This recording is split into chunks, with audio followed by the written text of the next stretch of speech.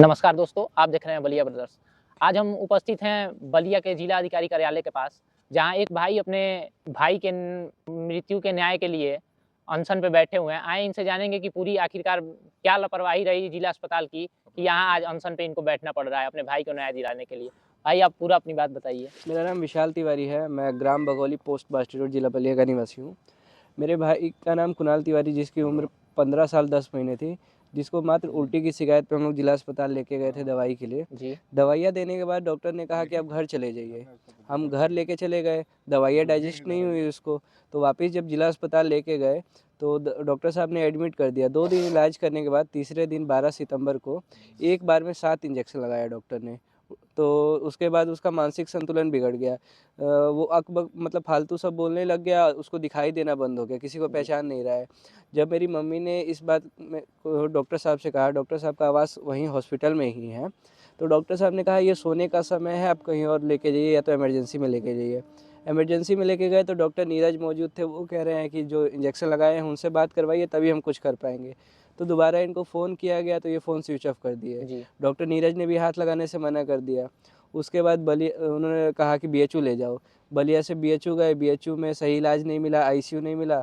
वहाँ से प्राइवेट अग्रिम हॉस्पिटल में गए, वहाँ पे लिवर डेड कह दिया गया, लिवर फेलियर। वहाँ से लखनऊ पीजीआई, पीजीआई से केजीएमयू, केजीएमयू से बलरामपुर, बलरामपुर से राम मनोहर लोहिया, तमाम जगह रेफ़र करते गया। जब लास्ट में मेरे पास कोई चारा नहीं बचा जी। तो आरएमएल में मैंने पुलिस वालों से लड़ना चालू कर दिया, तब जाके मेरे भाई को बेड मिला। जी। उसके बाद बेड मिलने के बाद 5 दिन मेरा भाई भर्ती था आरएमएल में। उसके बाद छठे दिन 21 सितंबर को सुबह उसका निधन हो गया। उसके बाद से मैं लगातार जिला प्रशासन के पास गया, एसपी, डीएम, डीआईजी तो कहीं से तक, आपको न्याय नहीं मिला? कुछ नहीं मिला। बड़े-बड़े मंत्री के जी सबके पास। इससे पहले भी आप अनशन पे बैठ चुके जी, 15 दिन मैं वहाँ मॉडर्न तहसील के गेट पे बैठा हुआ था। हैं? जी। तब मेरी बात किसी ने नहीं सुनी। 15 नवंबर को जब मैं बलिया से लखनऊ पैदल चल दिया अपनी बात रखने के लिए, तो सुबह-सुबह मेरे घर में मम्मी, मेरे नाना और मामा की बच्ची छोटी-छोटी लड़कियाँ थीं, सबको थाने में बैठा लिया गया। और मैं यहाँ से बस्ते बचाते निकला तो चित्तूपाड़े चौराहे से मेरे को उठा लिया गया। उसके बाद आश्वासन दिया गया कि कार्रवाई करेंगे, कुछ नहीं हुआ। उसके बाद भी मैं तमाम जगह एप्लीकेशन देता गया, सब चीज़ दिया। मैं मिलते-मिलते सबसे मिला, स्वास्थ्य मंत्री ब्रजेश पाठक जी से भी मिला, माननीय मुख्यमंत्री योगी आदित्यनाथ जी से भी मिला, मगर सब जगह से आश्वासन मिला। और योगी जी के यहाँ से जो आदेश आया उसको बलिया प्रशासन दबा दे रही है। वहाँ से आदेश आया एफआईआर दर्ज करने का, तो बलिया प्रशासन मेरा बयान दर्ज करके बस मेरे को घुमाई जा रही है इधर से उधर। तो आइए हमारे साथ राहुल भी अभी मौजूद हैं और टनू भी अभी मौजूद हैं और जब्बू मिश्रा भी अभी मौजूद हैं। तो इनसे जानेंगे कि आखिरकार जिला अस्पताल की लापरवाही क्या रही है। अभी तक तो जितने जिला अस्पताल की मतलब कहा जाए तो लापरवाही की वजह से कितनी जानें जा चुकी हैं। तो आइए राहुल भैया समझानेंगे। राहुल भैया इस पे आप क्या कहेंगे इस अनशन पे? देखिए, मैं जहाँ तक मेरी जानकारी है, ये लड़का 4 से 5 महीने पहले से ही अपने छोटे भाई के मृत्यु होने पर संघर्ष करता आ रहा है। उसका न्याय दिलाने के लिए संघर्ष करता आ रहा है। जी। और कितना दुर्भाग्य की बात है कि इसको कहीं भी न्याय नहीं मिला। बलिया जिलाधिकारी से लेकर यहाँ के मुख्यमंत्री माननीय योगी आदित्यनाथ जी से, ब्रजेश पाठक जी से न्याय की गुहार लगा चुका, लेकिन अभी तक इसको न्याय नहीं मिला।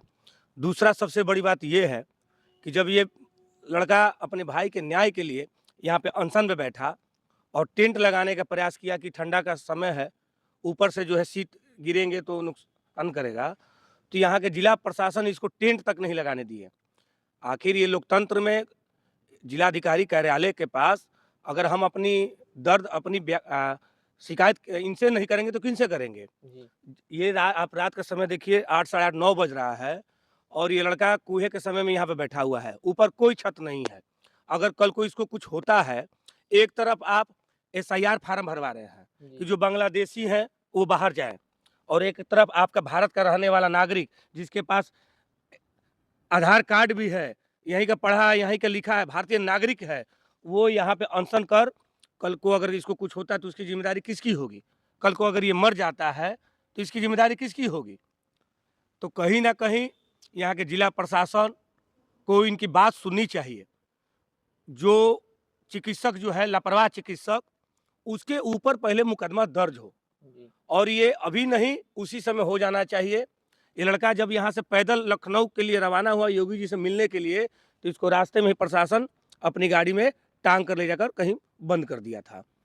लेकिन मुकदमा होना चाहिए चिकित्सक के ऊपर, और वो जांच का विषय है कि वो गलत है कि सही है। पहले तो आप मुकदमा दर्ज करवाइए, मुकदमा दर्ज कराने के बाद इनकी भी बात सुने और डॉक्टर की बात सुनिए, उसके बाद आप कोई निवारण निकालेंगे। आप पहले से हाथ खड़ा कर दे रहे हैं कि हम डॉक्टर के खिलाफ कुछ नहीं कर सकते। तो अब हम लोग धीरे धीरे, झब्बू जी हैं, टन्नू जी हैं और कई साथी हमारे आए थे, सुबह भी लोग अब धीरे धीरे आएंगे। जिला प्रशासन से मैं आग्रह करना चाहता हूं कि जल्द से जल्द इस बालक की व्यथा सुने और कुणाल तिवारी को न्याय दे। अगर न्याय नहीं देंगे और इस लड़के के साथ कोई घटना होती है तो जिला प्रशासन, आपके चैनल के माध्यम से बता देना चाहता हूं, ये भूल कर रहा होगा कि इसके साथ कोई नहीं है। इसके साथ पूरा बलिया है, पूरे जो भी सामाजिक व्यक्ति है, जो समाज से जुड़ा हुआ है, छात्र नेता है, सभी लोग हैं। हम लोग न्याय लेकर रहेंगे। और ये भरम अगर कोई पाल कर रखा है कि छोटा बालक है, एक रात बैठेगा, 2 रात बैठेगा तो उठ जाएगा, शायद यहाँ के अधिकारियों को पता नहीं है कि हम लोग किस मिट्टी के बने हुए हैं। ये बागी बलिया है और बलिया के लोग अपना हक और अपना न्याय लेना जानते हैं। लेकिन फिर भी हम लोग निवेदन करते हैं कि इसकी बात सुनी जाए और उक्त डॉक्टर के ऊपर मुकदमा दर्ज हो। और मुकदमा दर्ज कर उसके बाद वो विवेचना में पता चलेगा कि वो लापरवाह डॉक्टर गलती किया है कि नहीं किया है। तो हम लोग इनके साथ हैं और जो भी आगे की रणनीति होगी हम लोग आपस में बैठेंगे, बैठकर तय करेंगे। अब ये लड़ाई इनकी नहीं है, हम सब की है। अच्छा, तो टोनू भैया से जानेंगे कि आगे की रणनीति कैसे रहेगी अनशन को लेकर। टोनू भैया बताएंगे। हम सभी लोग न्याय दिलाने के लिए कुणाल तिवारी के लिए बैठे हैं और बड़े भाई सागर सिंह राहुल जी, बड़े झब्बू भैया का सबका समर्थन मिल रहा है। मुझे लग रहा है कि कल सुबह तक मैं सभी से आपके माध्यम से निवेदन करना चाहता हूं, कल 10 से 11 बजे तक जितने भी बलिया के छात्र, नौजवान साथी, युवा साथी, क्रांतिकारी साथी हैं, आप सभी से निवेदन करना चाहता हूँ कि इस स्थल पर, धरना स्थल पर आएँ और इस धरना को अपना संबल और आशीर्वाद प्रदान करें और बल दें। तो आइए जानेंगे झब्बू मिश्रा भैया से कि उनका आखिरकार अनशन को लेकर क्या विचार है, ये आप बताएंगे। मैं अभी इस कलेक्टर परिसर में, मेरा इस बच्चे से कोई संपर्क और कोई संबंध नहीं था। मैं इधर इस रास्ते से जा रहा था रात के टाइम। मैं इसको देखा कि इस ठंड में यहाँ पे 1-2 लोगों के साथ ये बैठा हुआ था। मुझे लगा कि भाई मैं आके इसका पीछे का जो बैनर पड़ा, इसकी मांग में पूछा कि भाई क्या मामला, क्यों बैठे हुए हो। तो शाम के टाइम एक पूर्व सभासद हैं अमित दुबे जी, उनसे भी हमारी बात हुई थी, लेकिन मुझे ये नहीं लगा कि इसी संबंध में, इसी मामले में वो यहाँ पे आया था। अपने फेसबुक आईडी से उन्होंने डाला था धरना स्थल का।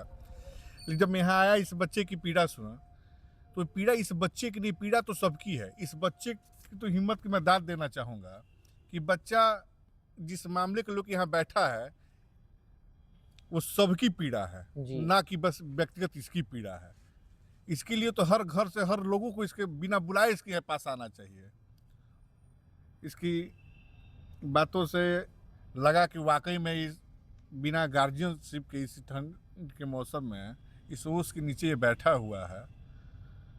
अब इसके पीछे जितनी भी बातें, अब मैं कह नहीं पा रहा हूँ कि मेरी भावनाओं का किस प्रकार व्यक्त किया जाए, मैं कह नहीं पा रहा हूँ। सब मिला के मैं इसके साथ हूँ। मैं बहुत ज़्यादा राजनीति के चक्कर में नहीं पड़ता, धरने स्थल वगैरह के चक्कर में नहीं पड़ता, लेकिन इसकी बात को मैं आके समझाऊँ, इससे बातें किया हूँ, तो मुझे लगा है कि जायज़ बात है। मैंने तुरंत यहाँ बैठे, जब इसके पास में आया तो सबसे पहले मेरे दिमाग में ख्याल है भाई सागर सिंह राहुल जी का। मुझे ये भी पता लगा कि ये दिन में आके और यहाँ से मिल के और जा चुके हैं, लेकिन उसके बावजूद भी मैंने इनको फ़ोन किया। अब मेरे फ़ोन करने पे तुरंत भाई दौड़े चले आए। और कल क्या होगा, परसों क्या होगा, जिला प्रशासन क्या करेगा, ये तो मैं नहीं जानता, लेकिन फ़िलहाल में इसके लिए मैंने सागर सिंह से कहा, निवेदन किया कि भाई आप जब धरना स्थल करते हैं तो एक छतरी की व्यवस्था इनको आप तत्काल कराइए। तो फिलहाल में इनके लिए सहयोग के तौर पे सागर सिंह राहुल जी की तरफ से छतरी की व्यवस्था के लिए भाई ने बोला है, आएगा। और जो होगा कल देखा जाएगा, कल क्या होगा, प्रशासन क्या करेगी, भाई क्या करेगा, आम जनता क्या करेगी, वो सारी चीज़ें अलग की चीज़ें हैं। फिलहाल में मैं इसके साथ हूँ और मन से इसके साथ हूँ। तो आपने देखा कि अनशन को लेकर भाई लोगों का क्या विचार था। कल देखेंगे। हमारे चैनल के साथ आप जुड़े रहिए और पल पल की खबर के लिए चैनल को सब्सक्राइब जरूर करें और आगे देखने के लिए कि आखिर होता क्या है अनशन, बच्चे को न्याय मिलता है कि नहीं मिलता है। तब तक के लिए धन्यवाद।